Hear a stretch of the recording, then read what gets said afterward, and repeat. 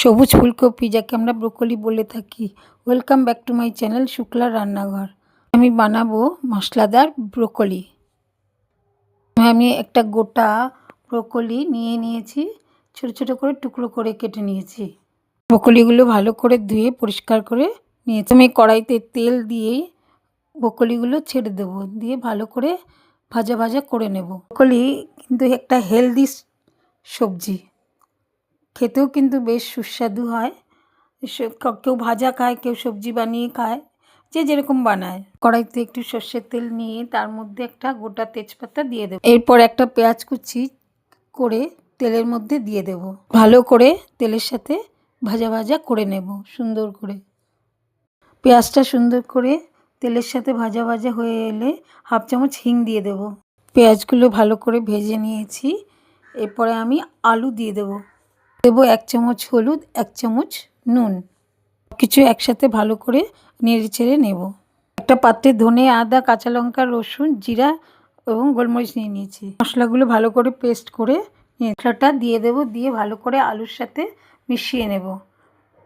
মশলাটা যাতে পুড়ে না যায় তাই সামান্য জল দিয়ে আমি মশলাটা ভালো করে কষিয়ে নেব সুন্দর করে আলুর সাথে। কষানো আমার হয়ে গেছে। এবার ব্রোকলিগুলো ছেড়ে দেব। এগুলো মশলার সাথে ভালো করে মিশিয়ে নেব। রান্না করতে করতে কিন্তু খুব সুন্দর একটা মশলার গন্ধ বেরিয়েছে। ব্রোকলি কিন্তু অনেকে সেদ্ধ করে খেয়ে থাকে। ব্রোকলি সেদ্ধ করে তার মধ্যে একটু চাট মশলা, বিট নুন ছড়িয়ে খেতে কিন্তু স্বাস্থ্যের পক্ষে ভালো, আর খেতেও খুব টেস্ট হয়। ভালোভাবে কষে গেছে মশলার সাথে। এবারে আমি একটু গরম জল দিয়ে দেব। গরম জল দিয়ে ভালো করে আরেকবার নেড়ে চেড়ে নেব, নিয়ে ঢেকে দেব। ব্রোকলি সব সেদ্ধ হয়ে গেছে। এবার আমি ওপর থেকে গুঁড়ো গরম মশলা ছড়িয়ে দেব। মশলা ভালো করে সবজির সাথে নেড়ে চেড়ে নিয়ে ওপর থেকে কিছুটা ধনেপাতা ছড়িয়ে দেব। পাতা কুচি দিয়ে আরও একবার নেড়ে নেব। আমাদের ব্রোকলি একদম রেডি।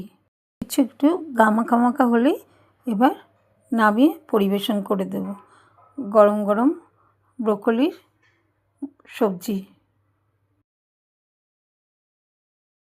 একটি পাত্রের মধ্যে সবজিটা তুলে নেব পরিবেশন করার জন্যে। এরকমভাবে আপনারা বাড়িতে রান্না করে দেখতে পারেন, খেতে কিন্তু খুবই টেস্টি হয়েছিল। যদি আমার এই রেসিপিটি ভালো লেগে থাকে লাইক করবেন, শেয়ার করবেন, সাবস্ক্রাইব করবেন।